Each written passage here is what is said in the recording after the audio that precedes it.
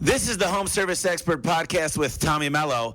Let's talk about bringing in some more money for your home service business. Welcome to the Home Service Expert, where each week, Tommy chats with world-class entrepreneurs and experts in various fields like marketing, sales, hiring, and leadership to find out what's really behind their success in business. Now, your host, the Home Service Millionaire, Tommy Mello.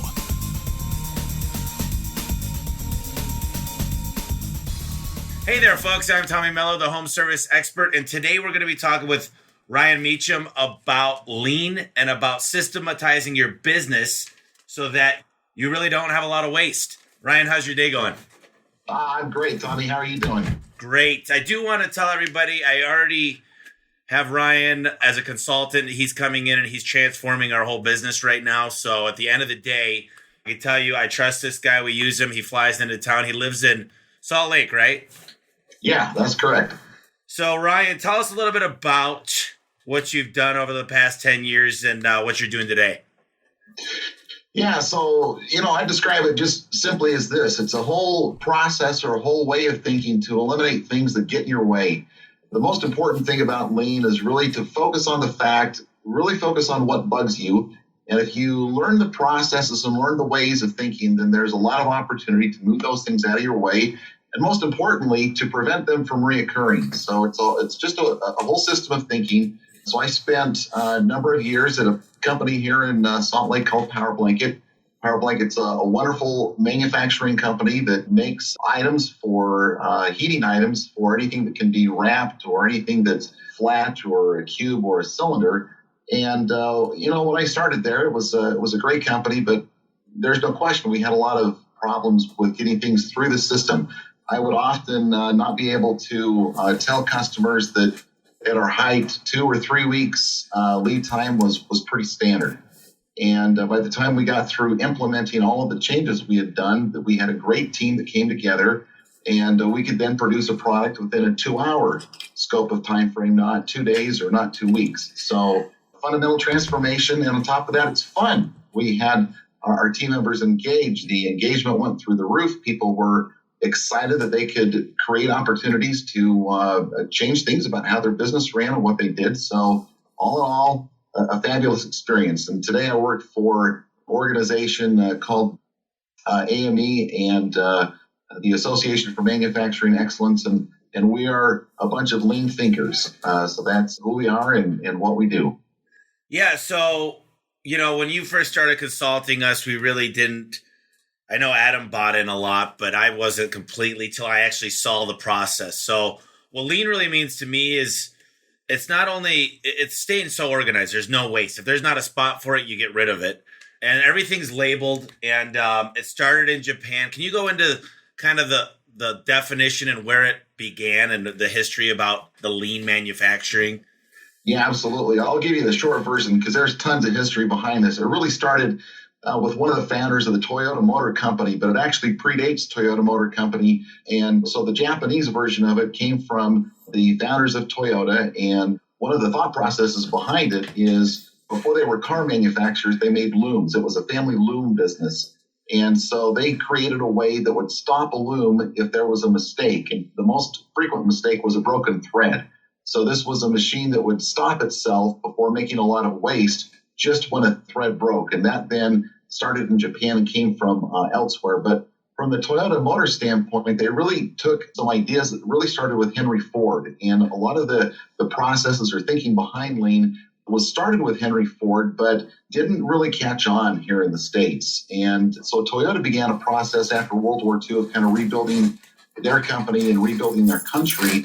And they went back to the fundamental principles that came from Ford, and they really took it to a whole new level. And what's happened is a company that is constantly transforming because it is in and of itself continuous improvement. So they didn't just create it once, but they created a system to continuously learn. They're not perfect. Nobody who does this is perfect. But what they are is, I think, hands down, the best learning organization in the world. And that's why certain companies have fits and starts trying to implement this, simply because it's a learning process, and you have to create an environment. It's people-centric. You have to create an environment where people feel like they can make improvements, and there's opportunities to always improve. So that's kind of the history and where how it gets us to our present day.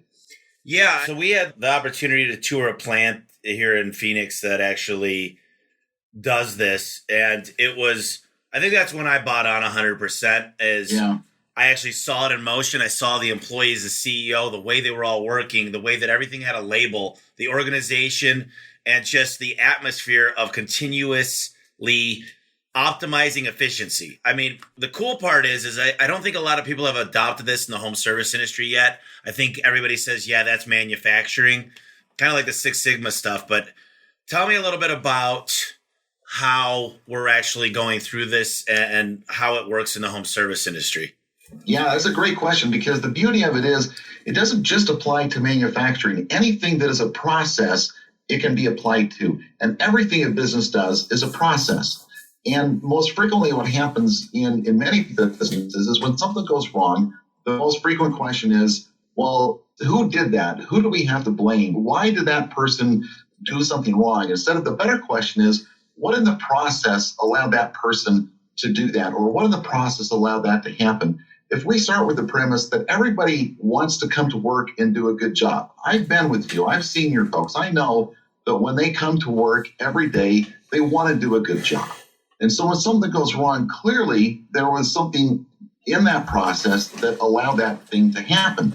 So within the home services business, it applies the same to home services and everywhere else. In your case, if you're trying to get a door from a manufacturer into your facility and then into someone's home, those are all processes. And anything that breaks down within that process, we need to understand why. And so frequently we'll go through and ask 5 different levels of why. Well, why did the door show up at the wrong time? Or why did the door is an incorrect size? Okay, well, it was an incorrect size because it was measured wrong. Okay, why was it measured wrong? Is it an issue of training? Is it an issue of standards? So that type of process just simply goes through to understand really what happened, why it happened, and how we can keep it prevented from happening in the future. So it's been a great ride. And what I found working with A1 is that the team members are very open-minded. They come to work and they want to do a good job. And if they find a way of doing a better job, that then becomes engaging. And so from a home services industry standpoint, my question would be to everyone out there, wouldn't you want more engaged team members? And if you had more engaged team members, how much more could you grow? How many more lives could you touch with your quality of service and with what you're able to do? I think everyone would want to do that. And so applying this way of thinking is just a way to get from point A to point B to help them with that. You know, we're working on a lot of stuff right now implementing, but what the main thing about Lean is the culture, but more is that there's a spot for everything. It's organized. What foam is that called? The foam? Is it? Yeah, there's a great product that a great guy named Paul Akers makes called Kaizen foam. And there's other versions of it out there on the marketplace. But the whole concept behind this is if you open up a drawer, you should be able to see in one glance if everything is there. And if it's not there, what exactly is missing, which also prevents extraneous things from ending up in that same drawer. So you take up the space, you define what should be there. And when you define what should be there, then by definition, there's several things that shouldn't be there. Sure. And it just makes it clear. When we went into that facility and everything had a spot, I mean, I've never seen so much productivity in my life. And, you know, the Pareto rule, the 80-20, explain how does Lean apply to the 80-20? Yeah, great question. So Mr. Pareto years ago came up and said, that almost in every scenario, you've got 80% of something that takes up your time. And so understanding if you get into, I'll use another example, the same company that we're talking about, they have an excellent Kanban system, which simply is a fancy word that indicates when something needs to be reordered. And so if you walk up to any place in their facility and you start withdrawing product from a shelf, whatever that product might be, it has a signal or a card that says, once you get to this level, pull this card, give that to your purchasing folks. That then creates the reorder system. And so creating those Kanbans or creating those signals, those visual signals, is a wonderful way very practical way of understanding when action needs to take place. And if there's something that breaks down in that system, you have a system to go back and fix, or you have a scenario where you can go back and say, well, that reorder level was either too high or too low because we either still have items or we don't have enough. So let's go back and adjust. But that's part of the continuous learning part of this whole process. So those are great examples. And then going back to the Pareto principle, if you're tracking the errors that get made, what you'll quickly find out is that you can group your errors into certain categories. And by creating a Pareto chart, by calculating the errors or the type of error that happened, you'll very quickly see where you need to pay attention to in your process, what's breaking down. So those are very practical tools that you can apply to increase the productivity in your business and the engagement of your folks. Yeah, so I think it's really overwhelming, okay? Because you got to get rid of everything. Well, you know what? Let's do this. Let's talk about the 5 S's. Let's talk about getting this implemented, because I hate consultants that say this is the process, but they don't tell you where to start. And there's a lot of guys out there that don't really know how to teach properly. So if I'm a guy out there, I've got a warehouse, I know I've got stuff I haven't touched in years. Tell me about the 5 S's and what's step 1? Yeah, great. Sort. The first thing you got to do is get into and sort through what you have. And really, you've got to make it clear if this is something, for example, a lot of companies use a criteria that if you are not going to use this in the course of, the next year, then you've got to get rid of it. It's not something that's providing any value. And so you can take that value and do something else with it. But, one way or another, you simply got to get rid of it or make it clear that what you do. So that begins a process of really deeply considering what you have that's adding value and simply what isn't adding value, which is very critical to the whole process. And so once everything is sorted, you have to straighten it, meaning that you've got to make it clear whether or not it's supposed to be there, which is the Kaizen film we were talking about. Does it provide a clear visual way of looking at it? Is it straight? Do I know what's supposed to be there and what isn't supposed to be there?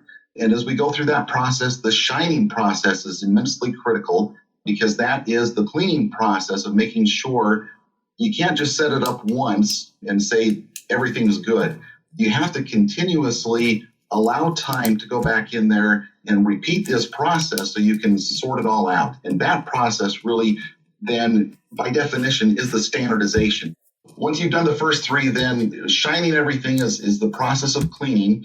And then that process has to be sustained in what you're doing. And so the sustaining of that process then becomes standard. And the standardization becomes the 5th part. So it's a simple way of thinking about it is you got to sort through it.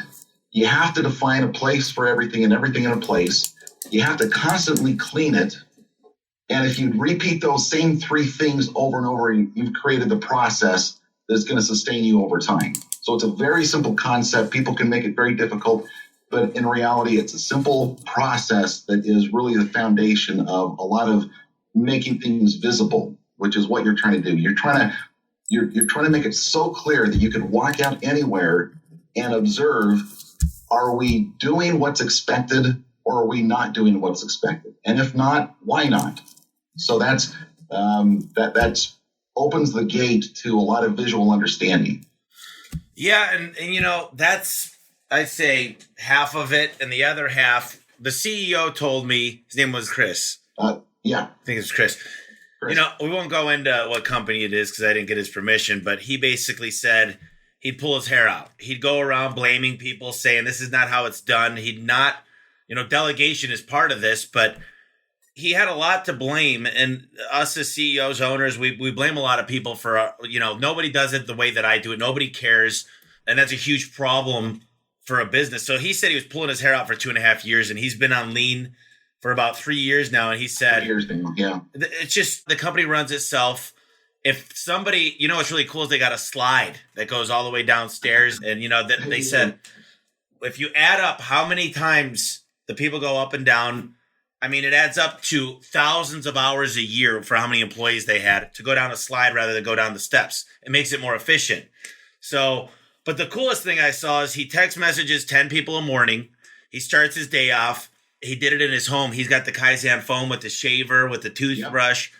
So I think he took it to the next level, and that takes time. We're having a hard time going through the sorting still. Yesterday, I had to sit everybody down and go through dates, and we all agreed getting all the management involved is half the battle, and then just taking a hard stance on a date.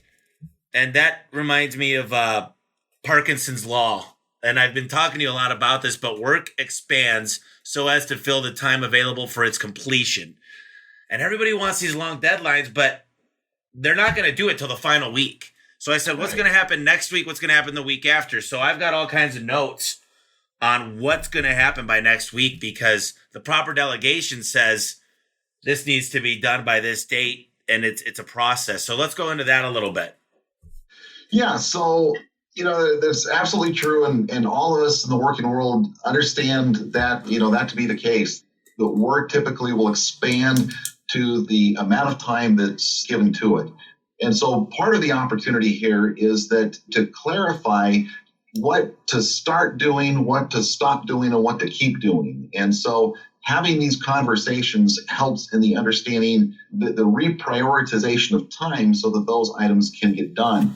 And so, one of the main principles of lean thinking is standard work, meaning that you create standards about what needs to be done and when. I've got my standard work that I use every day. There's a series of things that I have to do on a daily basis and on a weekly basis and on a quarterly basis. And if I'm doing those important things which tie to my goals, which tie to the outcomes that I'm trying to do, if I can maintain the discipline of following through my standard work, and when something goes wrong or when something doesn't get met, changing that standard work, that's a big part in being able to meet these deadlines, because we've got clarity on the steps we're trying to take in order to get there, and we've defined what success is. And that helps in the prioritization of what needs to get done, and it creates bigger clarity around deadlines about what can get done and what can get done. So to me, having a standard work of what I do and how I interact with my team members, a very critical piece to the whole puzzle. So does that kind of tie into SOPs, standard operating procedures? Yeah. So let's use a simple example. Let's use a cleaning the bathroom example. Every company has a bathroom. And when you walk into the bathroom, if the standard work says that I, as the owner of the business, am once a week going to go in and straighten up the bathroom because it's my turn. That's what the standard work says. So I should be able to walk in and on one piece of paper, between 6 and 8 steps should clearly tell me the steps I need to do in order to clean the bathroom. I need to get this disinfectant. I need to get this brush, and I need to clean out the toilet. Then I need to wipe down the counter. Then I need to take out the trash. Whatever steps that we've agreed upon need to get done. That same concept then should apply throughout the organization. So when it comes to the home service industry, whatever needs to get done, you should have a very clear, simple way on one piece of paper with 8 steps that I could walk up to and perform this repetitive task. But if I'm doing those continuous things, then I'm going to think of a way to do it better. Then I take that one piece of paper, I throw it away, I create a new piece of paper with some additional steps, and I figured a way that it's not going to take me as much time. But if everybody did that same thing, then we would find a time that would be consistently saved throughout the organization. So that whole mindset of create a standard, adhere to the standard, and when things break down, go back and fix the standard, then you've created a continuous learning organization. And that's all Toyota does.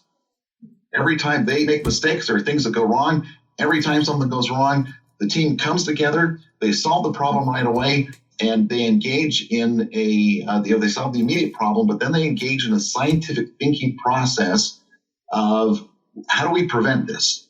What are we going to do to keep this from happening again? And that's a cycle that Deming created called a PDCA, or a plan, do, check, adjust cycle. So once we've solved the immediate problem, now we're going to plan what we're going to do, how to keep it from happening. Then we're going to do that. But then we have to go back and check it to see if the standard we created, we're getting the results we expected. And if so, great. If not, then we need to create an adjustment. And we just keep repeating that cycle. That cycle, when everyone understands that PDCA cycle, solves the underlying root cause of problems, not just whatever happened to be the crisis of the moment. So a good example is I talked to you about a week ago and I said, when we mismeasure a door, we're keeping them so we don't keep them. We're keeping them in an area. We'll get rid of them within 2 weeks. And then at a certain point, we recycle the metal. And you said, okay, I like that. But you said, what do we do to stop the mismeasurements? So let's go to the root of the problem. And I think a lot of times we don't take back. And I guess that's, in this case, it's checking and then adjusting to find out what the mistakes are. So the conclusion was, what can we do to stop mismeasurements? Well, we could, verify a picture of each measurement and have the proof there. And that's solving the problem. So, and you said it earlier, you asked 5 whys to get to the root of it. Can you explain that whole process to be a little bit more clear on how to get to the root problem? Yeah, absolutely. So let's go back to the door example. So we'll start with the problem that a door came back. All right, we got the door back. All right, why did the door not fit? Well, the door didn't fit because there was a discrepancy between the width of the door and the width of the tracks. All right, well, why was there a discrepancy? Okay, there's a discrepancy because the individual who measured it either didn't follow the standard or was confused about the standard, but his process of measuring did not create the result. Okay, well, then let's go to the 4th why. Why was he unclear? Was it a training? Was it that he was doing it differently than the other guys? Well, let's say in this case that he thought that he was measuring the right thing, but what really needed to be measured was the distance between track A and track B. And so now we've got to the root cause. It was not understanding of what to measure. So now we need to create a standard.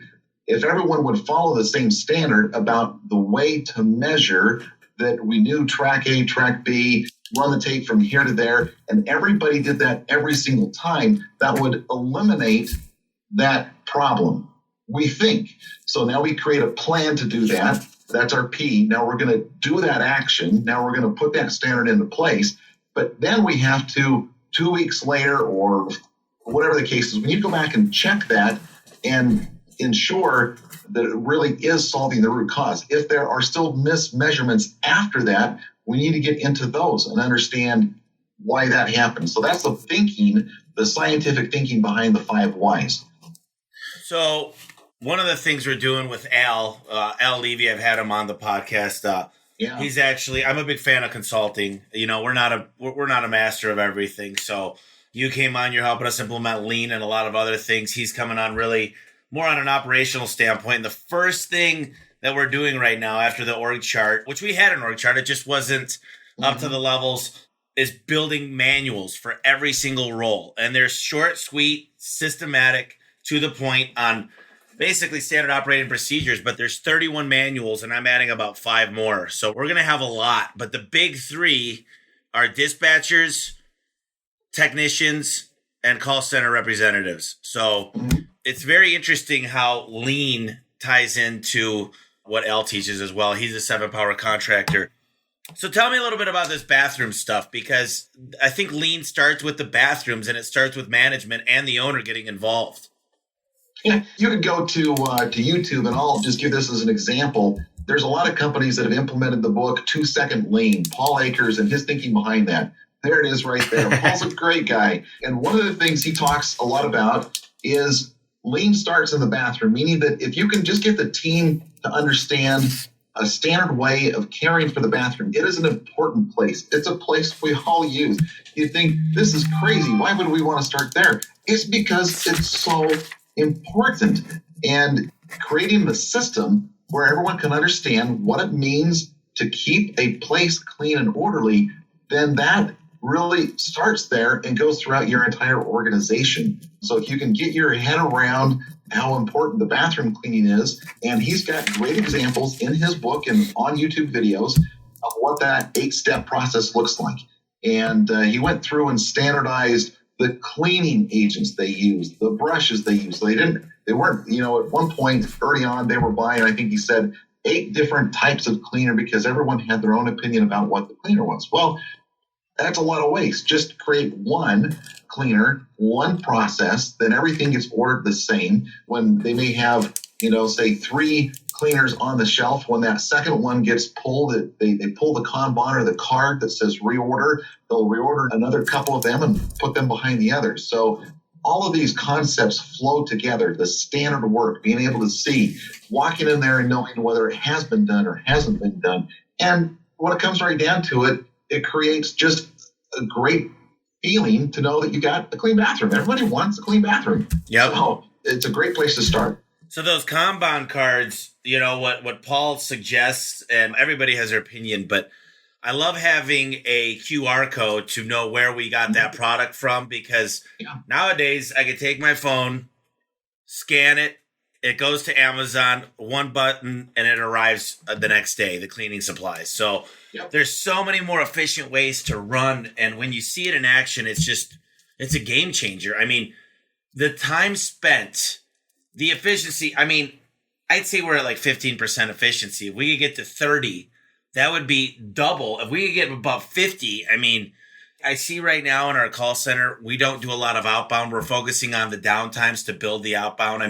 That alone, we're booking 130, 40, 50 calls a day. We could be booking 250 by just a simple little thing. So we're starting, we're making movement.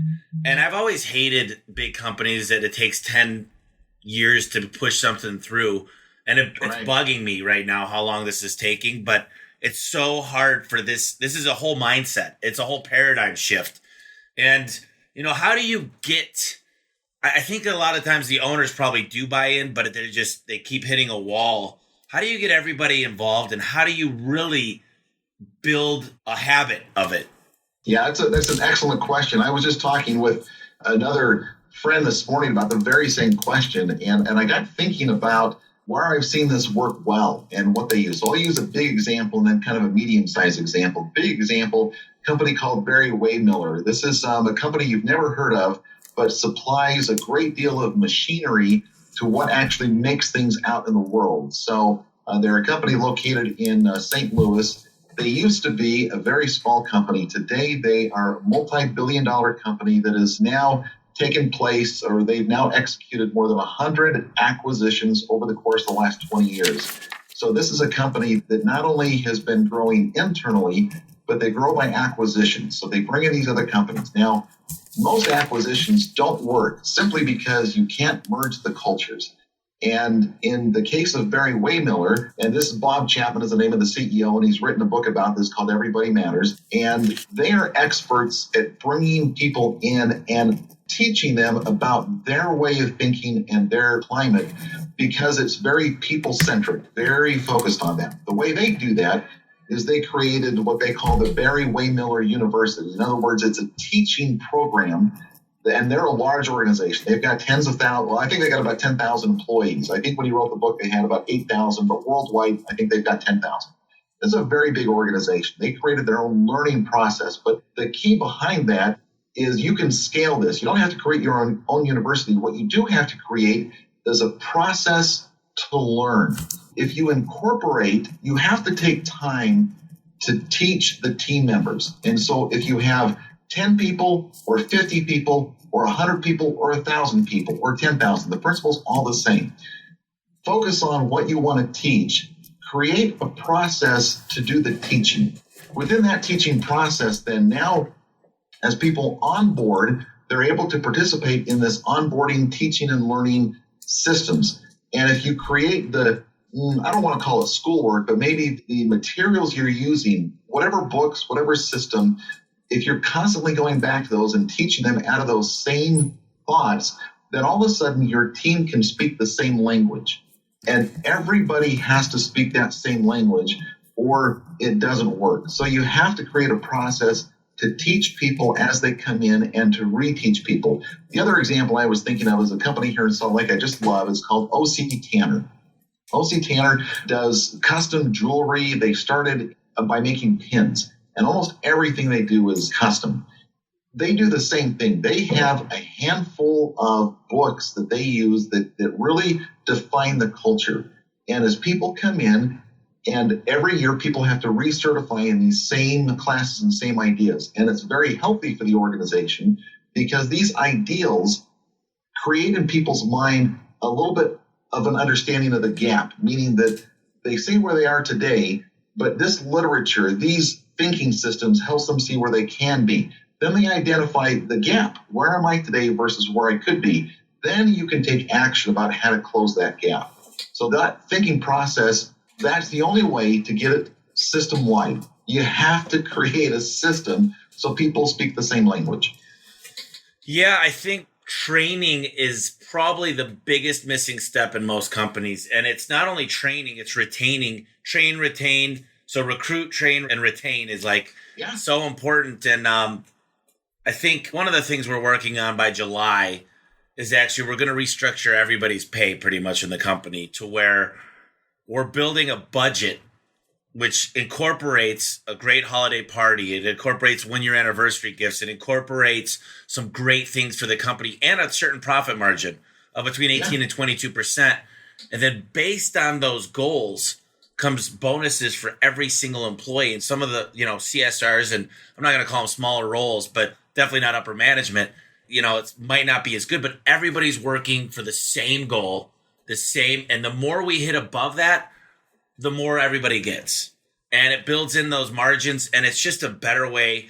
I've got a gal named Ellen Rohr who's amazing at this stuff, coming in to help. And I'm one of those guys. I've got a ping pong coach. I've got a golf coach. I've got a trainer at the gym. I love a killer ping pong game now. Yeah, it's getting better. I can beat Adam half the time. So, but I'm a big fan of, I coach other people, but also I'm not a master of anything. So we need to, there's certain things I'm good at.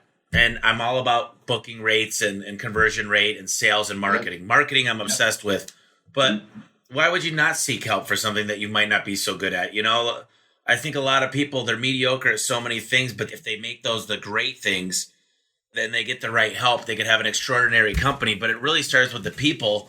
And I talked to a guy on the podcast about leadership. This was about 6 months ago. And it's really about this whole mechanism of lean is about leadership. It's about the management starts it. A lot of the employees don't even know what it is till the management's actually doing it in the workforce for a month. And you lead by example. And I got to tell you, my office is not perfect yet, but it's going the right direction. But I want to lead. I told them every drawer by the end of this month has to be organized. I want to be able to go, or I'm going to put it in a plastic bag and they're going to have to go through it at home. I mean, I don't know what else to do. Do you think that's the right approach? Well, the invitation to make improvements is part of that culture.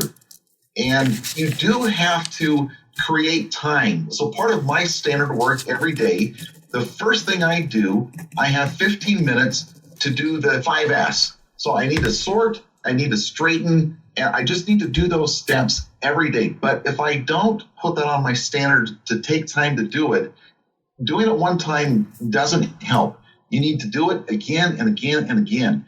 So if there's part of the standard work, then you want to do this because it makes your life better. Your life is so much easier when you're not searching for something to get a job done. So if everyone just understands it from a self-interest standpoint, that if I can keep myself from wasting time looking for something, just that notion itself is enough to get most people on this journey, because they say, wow, if I can just take time, a little bit of time to make an improvement every day, my life is so much better. It is. Tap into the self-interest. You save a lot of time, I'll tell you that. There's a book I'm reading, which you're probably familiar with, called The Miracle Morning. It's all about taking the time to meditate, living in the moment, and then affirmations, and then reading, and then workout in the morning. So it's an extra hour of the morning. It's a book I recommend. It changed my sister's life. Wow. That's interesting. I use that. I don't know the book, but I use the same system myself. Oh, really? I read, I meditate. That's the first thing I do. I have a 30-minute workout that I do. So just those connections, that time to think, to center yourself. And then when I start my day, I know the standards. I know where I'm going to start, and I'm going to start with that cleaning. I'm going to make things better. And that just kind of sets me for a day that's going to be successful. So there's two spectrums I see people. There's a hoarder and there's the absolute minimalist. And I think I'm moving towards this side. I'm not there yet, but I got a good example, and I think I might have mentioned it to you. I had a storage unit when I was like 19 or something, and I paid for it for 2 years. I remember I had speakers, I had some memorabilia, stuff, punching bag, dressers.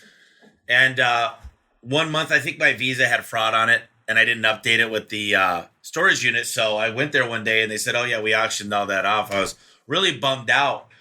But then I thought about it, and I'm like, I don't really miss any of it, And Right. my phone reset. It was in my pocket. The other day I was shooting pool, and it kept trying a different pattern. And after 10 times, it automatically does a factory default reset. Oh my gosh. And I looked on there, and I'm like, I wonder if there's anything I'm going to miss. I had to reset some passwords, and I got LastPass on my phone, but I don't really miss it. And so many people, they keep this, they keep shit around their house, and they keep it around the work.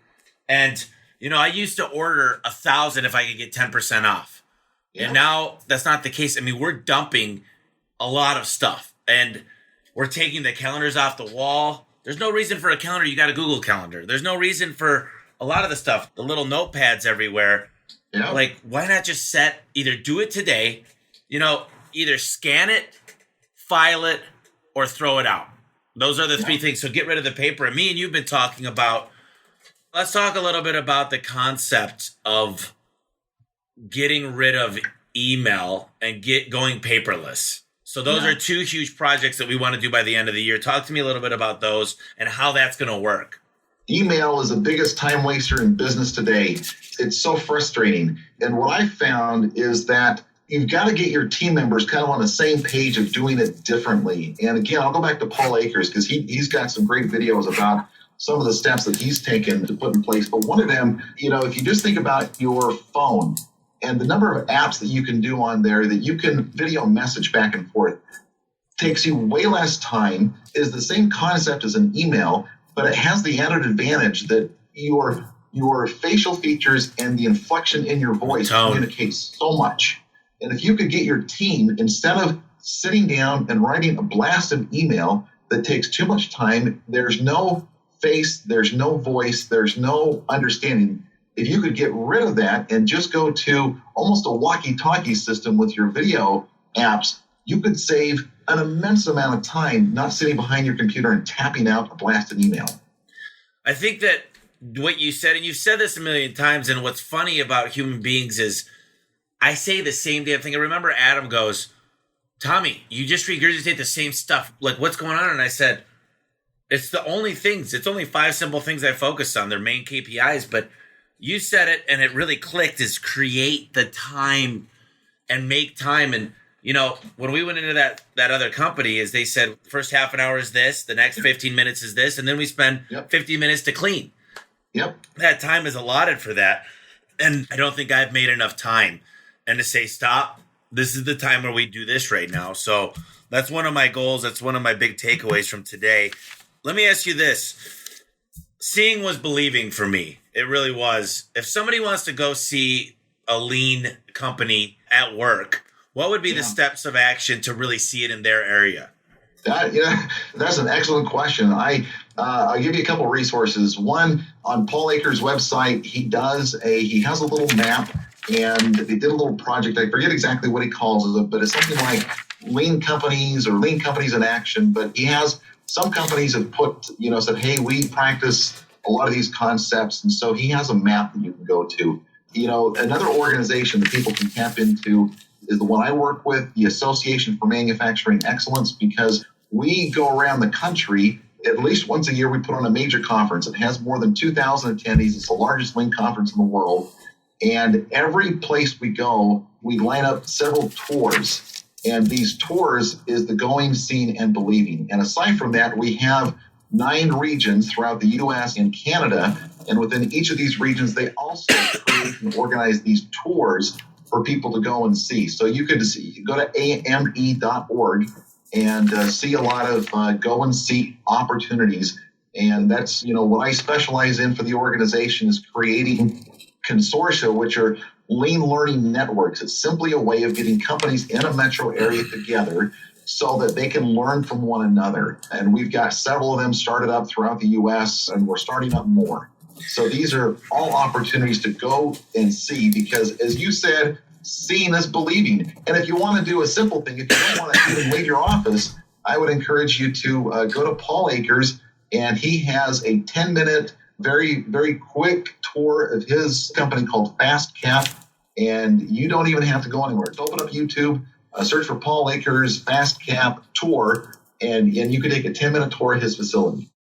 Have you ever been to like an outing or an expo and you walk away energized? And like I had fire. I mean, everybody in this company had this fire. We came in, we started cleaning, and then it kind of just, it flatlines. And what is a good way? And I think the best practice is and start holding yourself accountable. Like you met with Sean from 4Energy.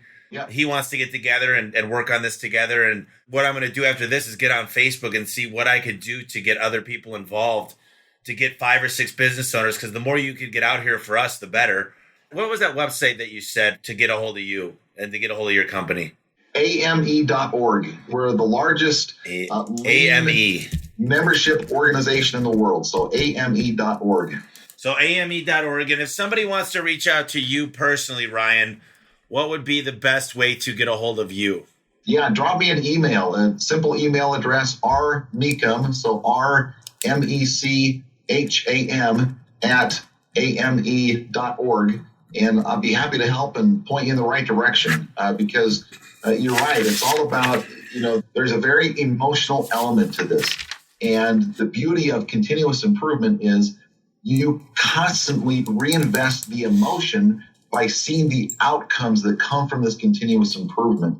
And if you can get the whole team on that same page, wow, I'm telling you what, magic happens when you got everybody in the boat, rowing the same direction, and recognizing there's rocks all over the place, there's, cliffs, there's obstacles to overcome, and you know that the ride is not going to be smooth. You're going to knock the boat on the bottom, you're going to beach it sometimes, but that confidence that you can go back in when the mistake happens, go back in and fix the process. Oh, it's beautiful because people get excited about being able to solve problems in their life. That's what most people want to do. They just want to come to work, do the right thing, and give them an opportunity to make it better. Yeah. And, a lot of people have come into my work. We've got the best team ever, but we've got firefighters. We have been a firefighter company. And we've got the best firefighters in the business, man. I'll tell you, from the top down, we could solve any problem. We go fix it. But we got to think a little bit deeper. You've met Bruce. Bruce is a firefighter. He just deals with unhappy customers. And I've always had a rule of thumb that 1% of customers are always going to give you a headache. Well, we're serving 4,000 to 5,000 a month. So that's 40 to 50 fires a month. But really what we're doing now is we're building a file for each of them and saying, is it coming down to one person? Where's the system broken that problem arose? So what happened is Bruce came to me and said, Tommy, I'm going to need an assistant. I'm going to need someone to help me with this as we grow. And it really, really struck me because I said, no, I really want to figure out how to get less of these problems. What can we do to stop it? So, we're getting a lot better, and it is a continuous platform. And I love the fact of a guy like you coming on board to hold people accountable, because I'm such a huge fan of accountability from me, especially. I mean, it's really, when I came in here, started scrubbing the walls and repainted the bathroom, and just, you should have seen people were coming next to me. They started mopping, and it really does have to take place from the top down. And me and Adam have got to make the time to sit down with you once a week. And I've not done a great job of that. So that's one of many of my goals and takeaways. And I really want to get several companies involved in this in the Metro Phoenix area just because of accountability and working at it together, because it's crazy. The output and efficiency, if there's anybody out there listening to this podcast, I could tell you, forget everything on sales, marketing, anything else, because you need to get organized. The first step is to get everything organized, to get the whole team moving in the same direction. And if we could do that, this is where it all starts. And, a lot of people might be thinking lean. I've heard of lean manufacturing. Explain the difference between lean and Six Sigma, just so people understand that that's not the same in the same hemisphere. Yeah, sure. If you know what a Venn diagram is, think of it in terms of circles, part of the circles overlap and part of the circles don't. So there's definitely some overlapping concepts. The best way to think about, I think, Six Sigma is it's a very statistically driven process. And if you're in systems that require very tight tolerances or very high volumes of certain things, I know some folks out there who are just absolutely brilliant when it comes to the application of some statistical methods to get down. And it's really a quality-driven process. And the whole Six Sigma idea, if you're familiar with statistics at all, you're probably familiar with the curve. Yeah. The standard deviation in that curve is called a sigma. And so one sigma, basically 68% is within one sigma. Then two sigma gets within 95%. By the time you get to Six Sigma, you're talking a very small, minute change of variation of what you're doing. What they're trying to do is they're trying to get down to really understanding that. So there's definitely Six Sigma tools that absolutely can be applied within the lean thinking or the lean world. I would describe lean thinking as very broadly applied. It simply is solving problems that bug you in a way that really tackles the root cause and really understands the different forms of waste and going to battle against those forms of waste. That's a good way. So there's definitely some overlap, but there's a lot of people can get by with lean thinking and don't need to get into Six Sigma. There's other operations out there that are very much reliant upon the thinking that comes from that level of quality. So you can pick and choose, but I think that the thinking behind Six Sigma really rests upon the lean thinking and understanding what the main causes of waste are and how to eliminate that in your process. So that's probably a short version of what those terms mean. Yeah, I really think that people get confused. Lean it helps with inventory, it helps with culture, it helps moving in the right direction, it helps just clear the clutter, and it's about creating more efficiency in everything you do. Instead of A, B, C, how do you get to C quicker? It's drawing a straight line to get to the root cause, and really about, like, for example, we use screws when we do a garage door with a double wood overlay. And The first thing I thought is I saw the guys out there taking one screw out. It was a process. So I said, we need a screw gun for a 1/2-inch screw. So we're working on ordering those right now. Just if you can make it 5 seconds faster for every minute, you just eliminated a huge percentage and do that with every single task. And Paul Akers in the 2-Second Lean talks about how it used to take him an hour to set up a cabinet. So he used to build 10 at a time, and then it would just sit on the shelf. So when he hired these guys from Japan to come out, they said, no, we're going to show you. It went from an hour setup to under a minute. And you realize that you could just create these efficiencies. And I got to tell you, it's the most exciting thing, and it's your passion. And I can tell when you talk and you get going on it that it's amazing. What I'm going to do is we're going to build a landing page for just this podcast, and I'd like to put some resources and videos on that page so the listeners will have that. Great idea. So we'll do that. And then there's also this other book, The Toyota Way. Toyota Way. And tell me a little bit about what they'll find in this book. Jeff Liker wrote that book, and he wrote, there's probably 5 or 6 of them now. But what he did, that was kind of the first book that opened up many people's eyes to what really goes on behind Toyota. And he has 14 principles in there that many have come to understand from an outsider perspective. He spent a lot of time with Toyota understanding their processes, and he came in from an outside perspective, but wanted to write about it and explain it to others. So one of the great things about that book is it really has some very fundamental pieces of that. Then he took that idea and he leveraged it into several other books about the Toyota Way, explaining how they go about culture and how they go about training and how they inculcate the culture in doing that. So Jeff Liker is extremely well respected, not only in the automotive industry, but in the lean thinking world for bringing to light a lot of how Toyota brought these to pass and apply them in their day-to-day work life. So a fun book, and it led to several others. Yeah, I think it's interesting if you walk in someone's office and they really, truly are living lean, everything's kind of just, they get to have a slow conversation. They're not in a hurry. There's time. And that's one thing that we can't get back is time. And there's clutter. Yeah. Clutter creates a mess and it eliminates the ability to have time. And I'm excited about it. I think that hopefully the listeners got a lot out of this. I think what I want to do now is just give you an opportunity. There's maybe something we didn't touch upon. Is there anything out there, any other books or any other notions to leave the listeners on? Yeah, start now. Start now. There is no reason that you need to create. Oftentimes, a lot of companies talk about a burning platform. And the concept there is you're out on a platform and there's nothing underneath you, and the platform behind you is burning. So you got to do something. You can't go back. You can't get off. You've got to fix where you are. You don't have to wait for something like that. And I'm a big believer in seeing things in YouTube because going back to your principle of seeing is believing. So, if you want just to see some fun stuff, what different companies are doing out there, go to YouTube and type in 2-second lean, and you'll find a number of companies and they're very short videos that are thinking about how to do this. And you'll find this in business processes. You'll find this.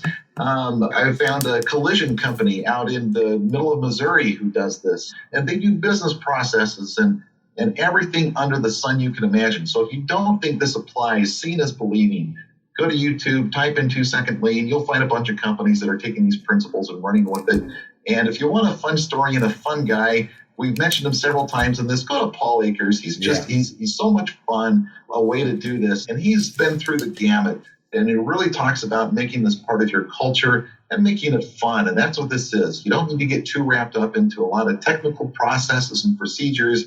Make it fun and make it people-centric. And Paul's just a great guy when it comes to teaching those principles. So anyway, those are my parting thoughts. Yeah, I mean, if you build this culture, and it's something that I want, it's something that the money comes with it. If you build it, the byproduct is cash in your pocket, which everybody went in to start a business to make money. I mean, at the end of the day, but it's just a byproduct of running a good business, isn't it? The great thing about when you think about capitalism from a conscious perspective, Raj Sisodia talks a lot about this in Conscious Capitalism and Bob Chapman. If you think about the outcome of capitalism, yes, you are certainly going to have an outcome. Your business is going to be more efficient. If you stay focused on the people, not only will you make money, you will make lives. People will become better because of your association and working together. What more could you want out of life than to touch the lives of people and making it so that they go home happier? They go home more engaged at work. They're going to be more engaged at home. If they're more engaged at home, they're going to have a better home life. They're going to come back to work better. So if you think about all of the stakeholders, not just from hey, we have to have money. Yeah, we got to have money. And that process doing it right is going to improve the lives of people. I think I ordered that book. Didn't you tell me to order Everybody Matters? I wanted to show it on here, but I'll put a link to it. That was one of the books you told me about, right? Yeah, Everybody Matters, Bob Chapman. I got it great here. Example, great story.